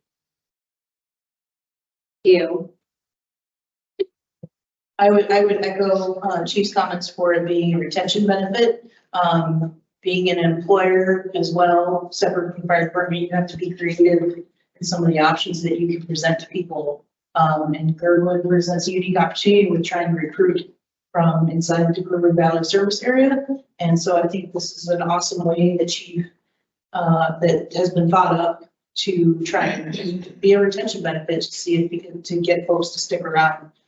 Because there's only so much that you can throw at it in certain ways, and so you have to get creative. I'm not necessarily a property owner, but I can see very high value in how this would be appreciated by the membership, and how it would really help potentially keep people around that probably are coming to a decision point in their lives whether they should stay or go. Thank you. Thanks for commenting. We have a hand up online. Oh, Matt, go ahead. No, you're one of the body here. No, I just much the same. I want to support the concept there. I think it's a great idea. It's a wonderful way it's a wonderful gesture to say thank you to the folks in our community that do these things. So I mean, yeah, I'm part of the fire department, but also, I mean, I've only been part of the fire department here for the last 4 years, whereas as a resident and seeing the impact that this organization has around here, and I know it has a Chugach as well, right? It's a big deal to be able to say thank you in that kind of way is awesome. I'll point out, all three of us here are part of what we call our membership advisory committee. And as part of that, we work on recruitment, we work on the interview panels and things like that to select our potential upcoming members. We're going to have another class coming up here soon, hopefully. And retention and recruitment are two big deals for us, right? As in any organization, if you want to live and continue to thrive, those things are big, right? If we can increase that, that's going to increase recruitment, increase retention. It's going to help serve the community overall. I want to throw out a couple of rough backside of the napkin numbers. We've got roughly 50 names on our most recent training roster of our members over there. Of those, roughly 30-ish are purely ad hoc, paid on call, supplementing any sort of paid staff kind of thing, and going on calls when they come up, and we're paid just when somebody actually calls 911. So of those 30 or so, each person is putting in 48 hours a month, roughly 50 hours a month, or that's the baseline minimum requirement that we ask for. 600 hours a year. I think that works out to about $10,000 equivalent of time that they're giving to our organization. So if we, retain or recruit even one or two more members based on this in the next couple of years, this kind of thing pays for itself really quickly. So it also gives a credit to the fact that, I'm one person and I have a wife, 5 kids, and they end up being a lot of the contributor to me being able to spend time here. And this gives a chance for them to see the benefit come back to them as well. It's a really nice gesture. So just wanted to put that out there, applaud the effort. And I think this is the kind of thing that will pay for itself easily. Thank you. Okay, Mike? Yeah, I'd just like to say thank you for thank you for all of you for what you do, and thank you for your support of this. I think the resolution language does, I think, emphasize retention rather than recruitment, because I think that's you'd have to have served on the department for a year, etc., until this benefit would accrue. And then the other thing is both the Kenai and Fairbanks ordinances or code explicitly say that on-call staff for a volunteer fire department are eligible. So we would basically take the same language and include that. I don't think we're quite going to draft an ordinance, although potentially we could. I think what we'll do is direct the assembly to the 2 existing ordinances in Fairbanks and basically ask for the same thing. And I know we obviously have an assembly member on the call at the moment, and I know I have discussed this with Zach before, so I just wondered if there's anything he wanted to add. Thank you, Mike. Go ahead, Zach, if you're there. No, I obviously have a lot of history with the fire department, and I think at this time I'd leave it to you guys in your deliberative process, decide whether or not it's something GBO supports. But if you do pass it and it gets forwarded to the assembly, then certainly, I'd be, as any resolution from GBOS, I think we'd take it seriously. I think I just heard we've got our first sponsor. Thank you. Well, thanks for the discussion, all the comments. Guy? And so this would include the 2 guys up there? Yes. Have you guys approached their? I have told their chief about this. They also have a fire department as well that would have to, I haven't heard back, but I did tell him, I did tell Chief Fisher that this was being proposed here. Just a quick question, and I understand that this would be in flux, but do you have any idea how many people this would apply to? So I would say up to 50 members for us and 100 members for Chikiak. Okay, thank you. Okay, revisiting the motion, if it was motion from Mike, was to put this off till, not off, but continue the discussion in September. And did we have a second? Do we need a second? I'd ask for a second. Yeah, second. Thanks, Guy. Are there any oppositions? Okay, we will revisit this in September with more minutes and feedback. Thank you, everyone. Thank you. Moving on to number 11, 12, update on GBSA budgets 2024. Kyle? So we just had a work session previous to this meeting with GBOS for 2 hours and discussed it was the second work session of the budget cycle for 2024. And so we went through, I'll pull it quickly here so that people can at least have a reference if they want to read more about the budgets so far for this year. You can go to the Girdwood Board of Supervisors website, which, you know, when you want it, takes forever. It's coming.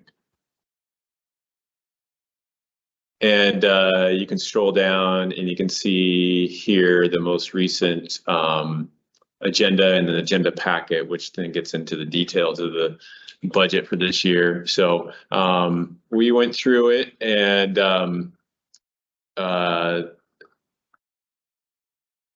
it first gets into the capital budget requests. And so we look at each department and the things highlighted in yellow are priorities for us there. And then what we have here is sort of the snapshot of taxes here and what they fund in Girdwood. We are tax district 4. And what I provide here is a base assessed value example of a home that's $795 by the municipality. When you get the exemption, which we just talked about, you know, there's a residential exemption already on the books, and that reduces, like for this property, their taxes would be close to $10,000. It takes $900 off, takes it down close to $9,000. And what does that $9,000 pay for? Less than 1%, you know, goes to area-wide. Most of the time, area-wide, we're getting a rebate from that, and area-wide funds several things like EMS, the library, the dog catcher, the people who paint the lines on the road and take care of the signs, inspectors, land use, things like that. But in this case, this year, we had a budget and not enough revenue coming in from other sources. So we had to pay, in this case, $28. And then the next cost that you pay with the taxes is the school district, which is the largest expense at 61% of your tax bill. And in this case, this property owner is paying $5,100 or $5,200 for Anchorage School District. And then the Girdwood service area is the next expense, and they're paying close to $3,900 there for Girdwood service area. Now, what do you get for the Girdwood service area?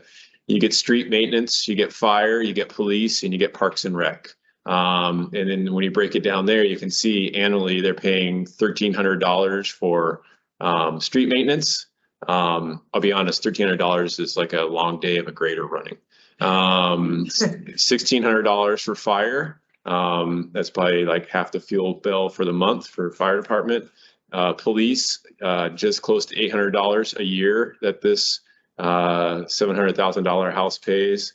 And then for parks, just about $300. So, and so you can see it gives an example here of the different, what the taxes pay for and what they fund. And then this is just a quick breakdown of the Girdwood service area. We had the 5th lowest tax mill rate in the municipality. And when compared to other districts with similar services like fire, police, parks, and road maintenance, we are the lowest. So we pay the less tax of all the districts with similar services for the municipality. So just the way our structure and the way our government works, that works to the advantage of residents here, that aspect. But if you want to go through all the details, you can read the different budgets. They're all in here. And the board will be considering these. We may have one more work session. I know the fire department's waiting on their board to approve their operating budget for 24. So there may be one more work session to address that by GBOS. The fire department did a great presentation here on their structure and the services that they offer. And then you'll see roads, parks, and all the other, and police all in here. So So if there's any questions, feel free to contact my office and I can answer them, or our supervisor. We can take it from there. So that's all I have. Any questions? People that didn't hear this earlier? Or did? Don't see any.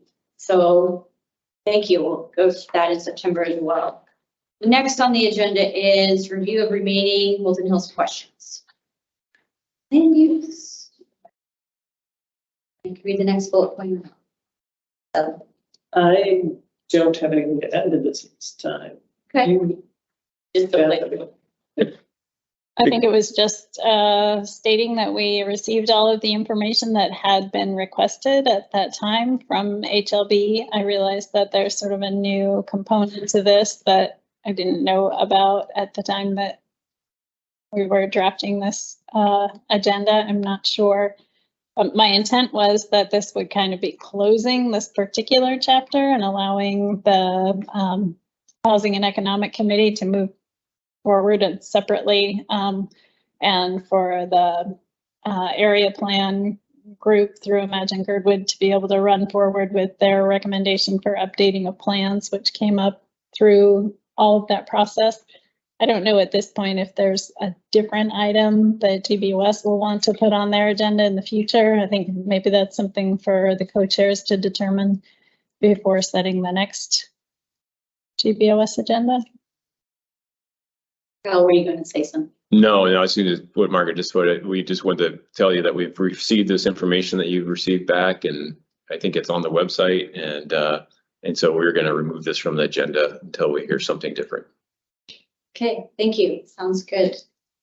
I'll read the next item then. It's 14, LUC 2201-06, LUC recommendation for GBOS resolution to address GBSA industrial park concerns, our plotting and others.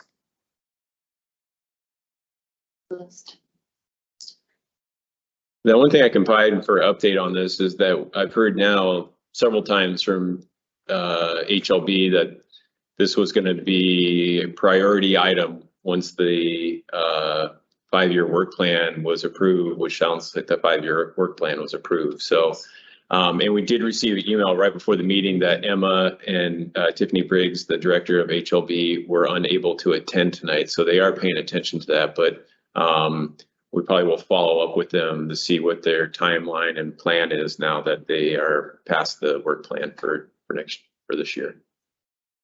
Thank you, Kyle. But power-wise, we have completed our plans for the power to the Girdwood industrial lot, or the Girdwood street maintenance industrial lot.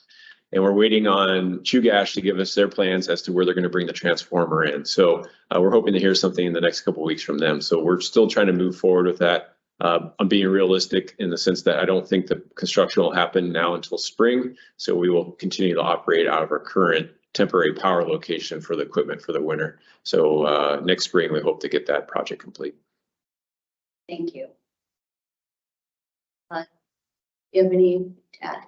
Okay, Guy? I have a question. It seems like we've done this before, but so the recommendation for resolution, do we have a resolution? Have we? I just feel like we've already, we made this resolution, but is there a resolution in the packet? Do we need? Yes, this definitely feels like deja vu. I mean, do we need to write a new one? This, addressing this particular one? Is that what land use was asking?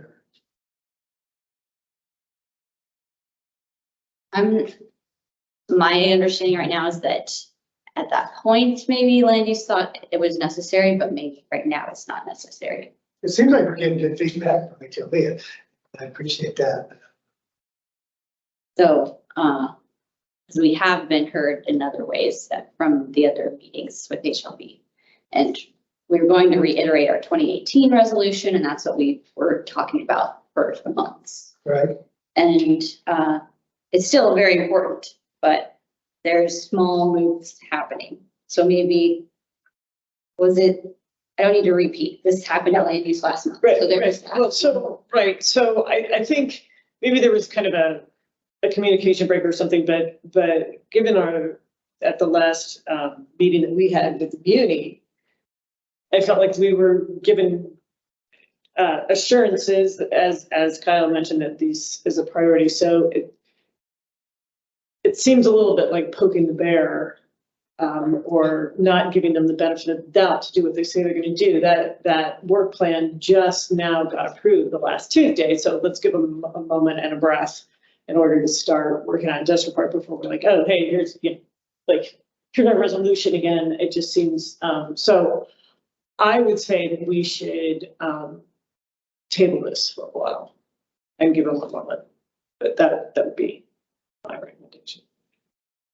Mike has his hand up next. Mike. Yeah, I was basically going to say the same thing as Jennifer just said. I think we should table both 14 and 15. I think fall under the same category. We're going to have they're going to be generating a new work plan later this year with the intention of introducing it very early next year. So during that discussion is probably the point where we should provide a resolution. So it would be in the 2024 planning process. Right. Okay. Thank you. Let's note that also. Do we need a motion or table? Just I'll take yours as a motion, Jennifer. Table it. Sure. I'll second them. Mike second. Any oppositions? Just 14, 15, 14. He mentioned 15. I could read it. Just to like the order of the agenda. Still, we'd have to change the order if we were following the rules really closely. Because they are very related in this discussion and when we wrote the agenda. So let's do this for 14, no oppositions. So this is tabled, and then 15. I'll make the same motion. I'll make Okay, the same motion for 15. Thank you. Second, any oppositions for 15? Good, 15's tabled. Now to 16, agenda item LUC 2307-05, LUC request GBOS information on implementation of ballot measure in 2023, the proposed marijuana tax distribution within MOA and possible avenues for a portion to be received in Girdwood. Yes, they needed clarification at land use. Who would like to speak to that? Mike? Can I start? My understanding is that the assembly, when the ballot proposition passed, the assembly is now in a position where they're putting together a set of guidelines for what this funding will cover, or they're beginning to. I think they've hired a consultant, but I'm not sure if they've already hired a consultant or they're about to. So what I expect is over the next couple of months, there will be a public process with work sessions, etc., where the guidelines and the process for using this money will be discussed and determined. And I think that's the point at which we should probably provide input to that process. But because that isn't set up yet, I think this is a little premature. Thank you, Mike. Any questions from anyone? Yeah, go ahead. Say that I agree, but go ahead. Margaret? I just wanted to clarify that land use didn't actually take action on this yet. They also saw that it was something that was still in play. And so I think that they will be making a recommendation for a GPOS resolution to make sure that Girdwood is engaged in that discussion about distribution so that we don't show up late to the topic as we have in some others where people think that they've got it all sorted out and we become aware of it and find that we're missing from the plan. So I think that, what you can probably do is wait for that action from LUC. And once you have it, then you'll have direction from them on what they'd like to see you do. Right. We definitely would like to do something. Look, I had somebody add, but let's see what Okay, Mike and then Jennifer. Yeah, I'll put my hand down. I think that was covered. Okay. I'm actually kind of hoping that land use doesn't push this right now. I think that there is an argument to be made for watching the process and seeing how it develops, but not necessarily being just politically. There might be an argument for not saying, "Hey, don't forget about us." So that a really important thing here is about how this process and the decisions are made about the distribution, and particularly on whether or not capital projects are going to be allowed. And so I've heard, in talking to the community since the land use meeting, there could be some argument for, letting this sit for a little bit and seeing how this rolls out rather than putting our hand out right away. Basically, there's kind of a public perception that Girdwood's been a little demanding. I think that is completely false and unfair, but I don't want to contribute to it. So that's what I would just. Your feedback. Not anymore. I thought I saw him, but don't see it anymore. So we'll go to new business. We got a hand up. Good, we do. Crystal. Hi, I just quick comment. I think keeping it on the agenda but postponing it until action is needed is the right call. And I think I'm interested to seeing the draft that they create before suggesting anything. So when there is something to review and then therefore suggest or support, I'll ask that it goes onto the agenda at that point. I didn't ask for this to be on the agenda, but it is important and obviously something that we're following since that passed community-wide for marijuana funds to go towards childcare. So there is a need here in Girdwood, Girdwood Workforce Childcare Project for Little Bears. And anyways, I'll continue to update as it's necessary. Thank you. Thank you, Crystal. Mike. I agree with what everybody else is saying, but I'm going to propose a slightly different approach and strategy for how we deal with this. So I would propose that we actually drop this from the agenda and then bring something new on when there's a particular activity, and we can target it towards what we actually want when the process of drafting the guidelines comes out. So I propose I don't know what this would be, indefinitely postpone, I guess. I'll play my motion. Thank you for the motion. Do we have a second? I would second. Second by Jennifer. Any other discussion? I think it'd be nice to have a specific item when it does become more relevant and current. Thank you for that as well, everyone. Any oppositions to postponing indefinitely? Okay, item is postponed indefinitely. We will pay attention. Now, new business. Girdwood Trails Committee and agenda item LUC. Review of design proposed for the Winter Creek Trail Suspension Bridge crossing Glacier Creek. Kyle, we're so excited to see this. Yes, let me bring it up and shrink it. Wait, could I actually, one small point of order? Yes. Could I ask for a quick recess? Yes. So it's not 8:59, 9:05. We're going to give him 5 minutes. Is this a 5-minute presentation? I would. And no, it is not, because I heard it in land use. I'm sorry. I will honor the request as chair. 5-minute recess, everyone, and we will start promptly at 9:05. Okay. That.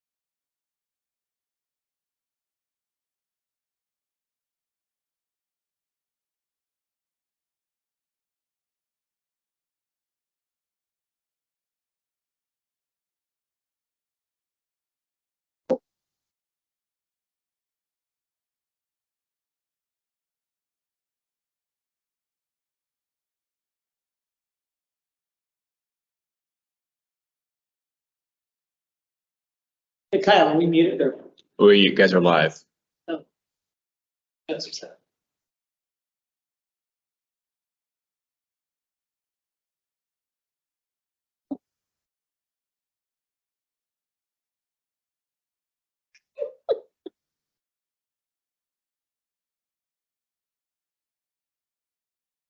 When you see your homemade, like, layer bar, essentially. Make that out of dried fruit nuts. Want to try?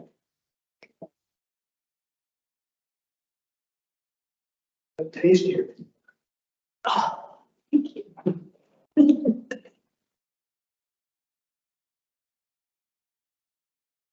It makes sense. Actually, this one's got Android too.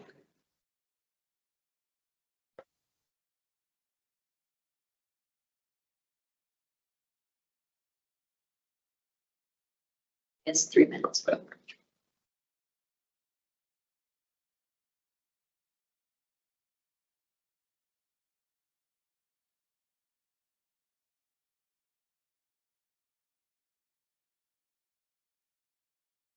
Sing your drum solo now.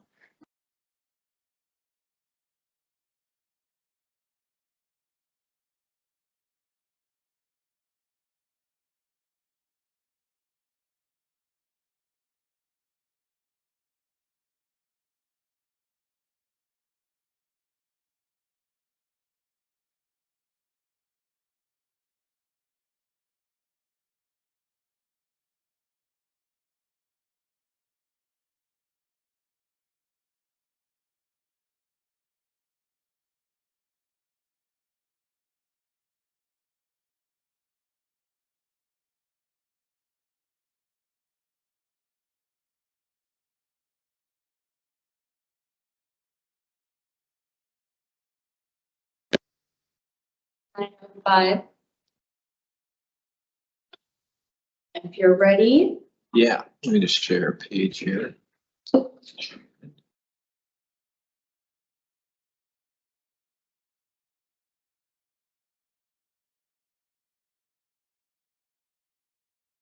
We're going to start back to agenda item 17. The Winter Creek Trail Suspension Bridge. Okay, give you a presentation tonight on where we're at with the Winter Creek Trail Suspension Bridge. This would be the bridge that we're replacing the hand tram out there at the the Glacier Creek crossing. So we are to what we call the 35% design phase, and so we have initial design completed for the bridge. The bridge has come from the fact that the hand tram now has been closed for several years. We had 2 incidents out there several years ago, and following the second incident, we didn't reopen the bridge or the tram, and it really came to light that the tram has probably met its lifespan due to the usage of the trail now. The tram was seeing too much heavy use, misuse of the tram, and really became sort of a maintenance problem for us because we just couldn't keep up with our volunteer staff and groups and our staff alone to keep it going. So with that, the tram was closed and we started looking at alternatives. And through that, we did a feasibility study that looked at several different crossings of the bridge, of the Glacier Creek, which were bridges. And we came to a conclusion that a suspension bridge would be the best crossing to replace the hand tram in that area. What we'll show you today is the bridge site, the bridge design, and the interpretive shelter that will be created to give an interpretive display for the hand tram, and also talk about even earlier crossings about how you got across Glacier Creek out there. Just to give you a reference, here is a project location map that if you're not familiar with the hand tram and the new bridge site is. So we're jumping into it. This is what we're looking at. This is the bridge site plan. We would be using the existing corridor, which the hand tram occupies now, to build the new bridge. This bridge would be about 206 feet in length, to be 6 feet wide to accommodate two-way traffic, and it would be referred to what we call a hanging deck suspension bridge. With it, we would build a hand tram interpretive shelter on the Crow Creek side, or what's known as the west side of the crossing. And in it, we would display the old hand tram and try to reenact what it looked like when it was in terminal all those years out there, and what it's currently like right now. And then tie the trail in its existing location in with a ramped approach up to the bridge. Realizing that we want to make this accessible for everybody in the future, depending on how the trail grows and changes in it. Let's see here. I think this is a repeat. Yep, that's in that aspect. So this is what the bridge would look like in this aspect. You would see it'd be a suspension cable, which would have safety web net in it that would go up to 54 inches. There'd be a handrail on the backside of that safety web net. You have a longitudinal cable that runs across at 7 feet above the base of the deck. So what it does is it gives an opening for people to see out, but deters for people from getting higher. And it also takes in the fact that we'll have snow load on the bridge in the winter. So that cable being up at 7 feet just gives a little extra protection there. One thing I want to point out about this is that we are working in close partnership with the U.S. Forest Service to design and build this bridge, with the intent that the U.S. Forest Service will be taking over ownership into the future with this bridge. Sorry, I let somebody in there. And so when we work through these designs and we think about, especially like snow load and things like that, we work with the Forest Service on what they think their management will be like and things like that. So they do consider snow load and how deep it would be on the bridge and how it would impact traffic going across the bridge in the winter, and what their management plan will be, which they will probably flesh out as we get through the full design here. Decking would be a fiberglass grating with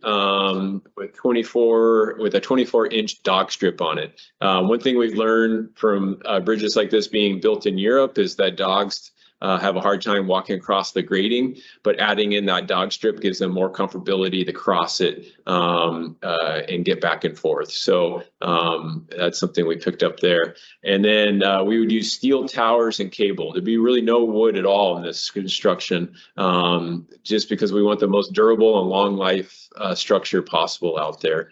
In our previous meeting, there was a question about how tall the towers would be, and they would be 26 feet tall on each side. So where the suspension cable goes up to the top of those towers and go across, the top of the tower would be 26 feet tall in that aspect. So kind of a basic overrun of what the bridge looks like, and like I said, it'd be an existing location.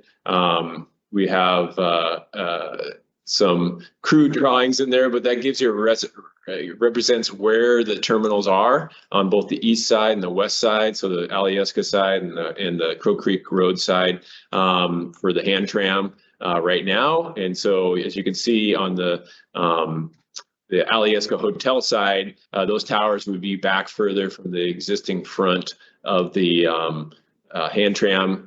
Due to the way the hand tram abutments are right now, they sit right on the sheer face of the cliff there. And from the structural engineers, they weren't comfortable with that, so they'd be moving that back. We would use those abutments a bit in the design, but for the most part, most of the abutments would be new just for the longevity and age. But the existing abutments probably would still live underneath the bridge, as the bridge would go right over the top of the hand tram abutments out there. Let's see here. The interpretive shelter. So interpretive shelter would be built on the Crow Creek side of the entry to the bridge. We would repurpose the material from the existing shelter out there, and then build this with a slab on grade interpretive center. And like I said, the post and beam would be reused. Everything we can would be reused. And then the hand tram would be put inside, suspended on its shivs there off a cable. And we hope to make it interactive so that people can still get in and out of the hand tram and get a sense of what it was like. And then there would be interpretive displays there that would explain the history of the hand tram and the construction and the engineering behind it. and the materials, and also probably touch on the original crossings, you know, which were cables going across the creek that people slid back and forth on, or shiv themselves across on. So anyways, that would give you a sense of what the interpretive center would be out there. And then we would try to repurpose the other hand tram terminal by maybe bringing it back here to the town and using it for some sort of shelter or interpretive display, particularly in town square, maybe to house the original fire engine water tank that we still are looking to redo and have it parked in the industrial lot right now. So that's kind of a quick overrun there. Let's see what else I got. That's it. Yeah. So that's where we're at. We are actively discussing this in Girdwood Trails Committee, land use, and then with GBOS, and we're hoping for support from all three bodies at next month's round of meetings, as we're trying to be proactive to keep this project moving along so that we can hopefully get to a construction in 24 and keep the design team moving along and getting this to a final design, hopefully by the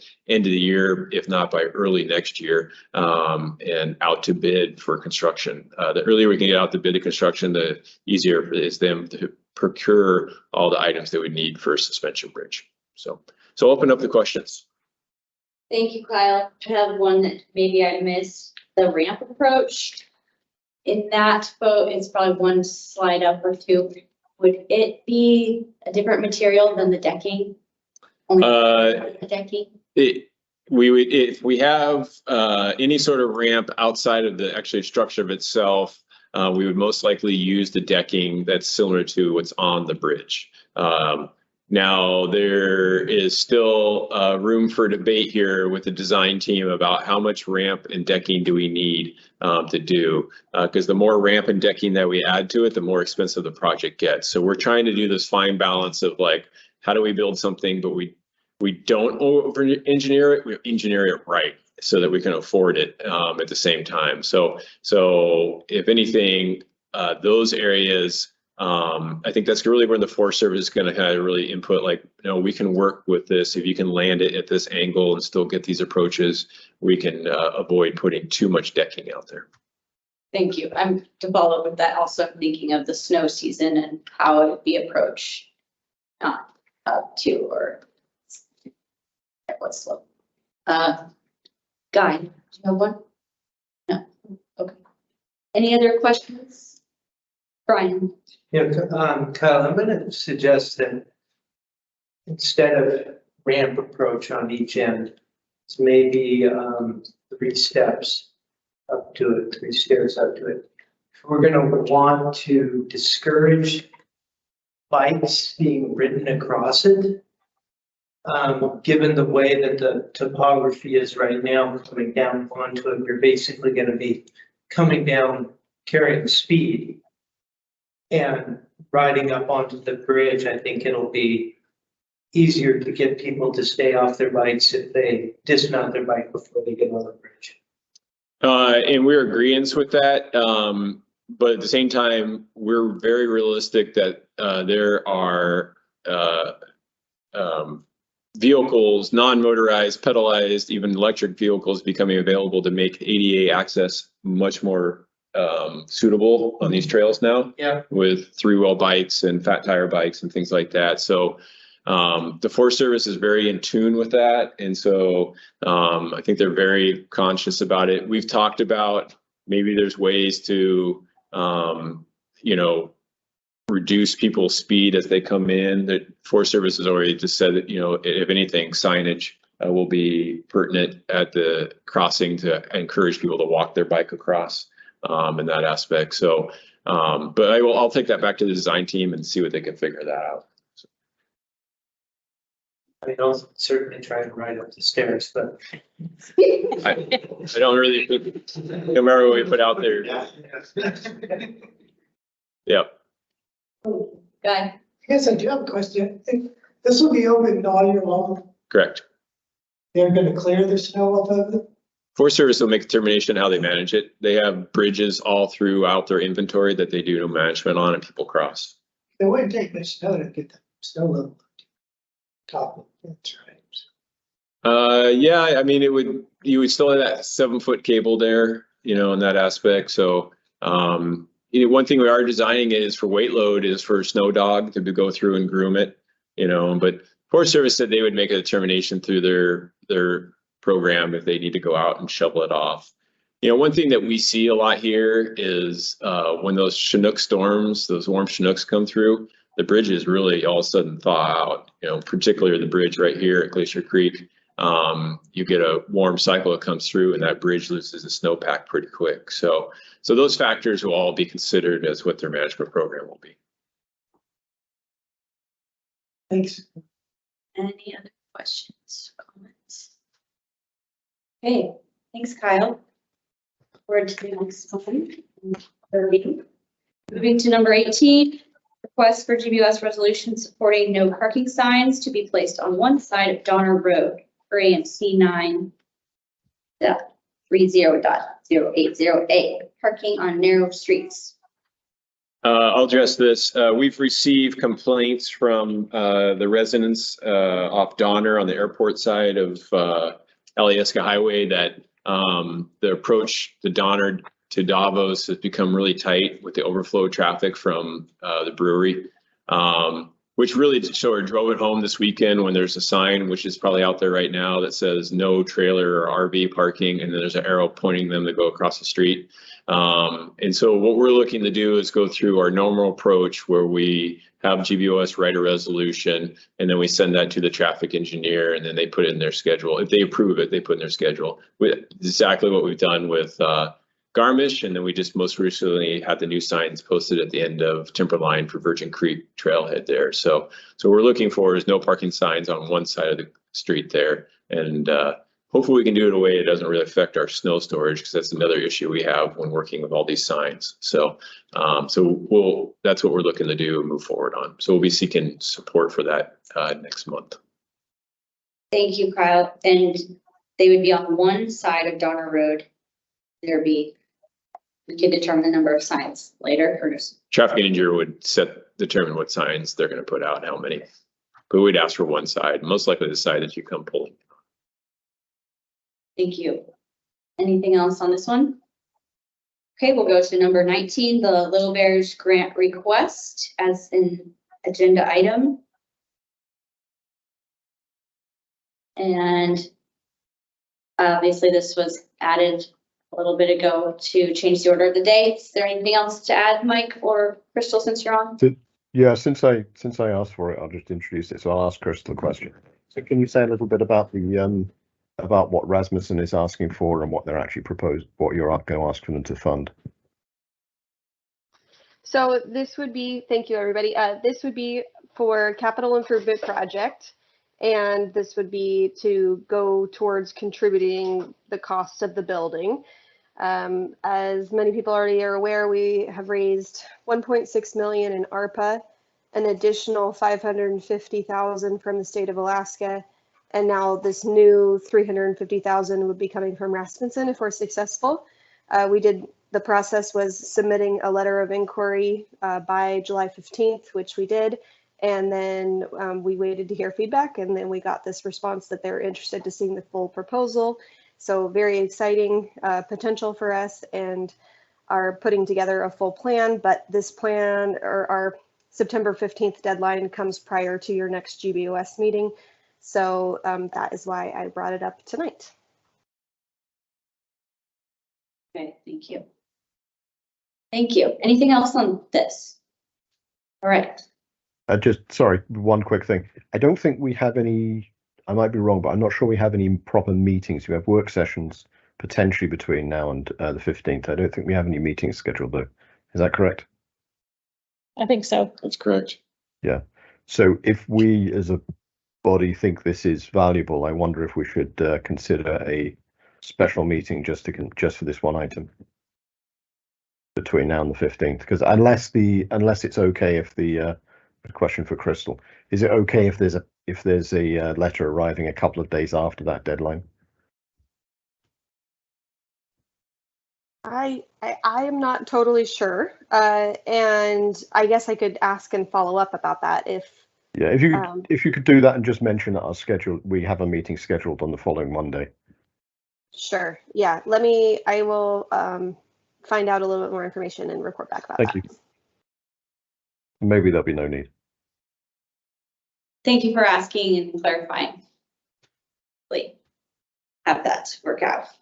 Yes. I would say it'd be worth, if not, reaching out. I mean, I'd be willing to attend a special meeting if we need to do something. Thank you. Yes, it's definitely a worthy cause, and if we are online, we can still have a meeting, but obviously that requires staff time too. So I think we're all in much support on this, Crystal and for Mike. All right. Thank you, Crystal. Yes, thank you for bringing that up. Thanks. All your work. Guys. All right, we're off to reports and lots of items before adjourning. Is there anything else from Kyle or Margaret? Nope. Okay, I'll entertain a motion to adjourn. Also Move to adjourn. Moved and moved. I'll second. We are adjourned 9:23. Thank you. All right, Thanks, good night. everybody. Well, it's not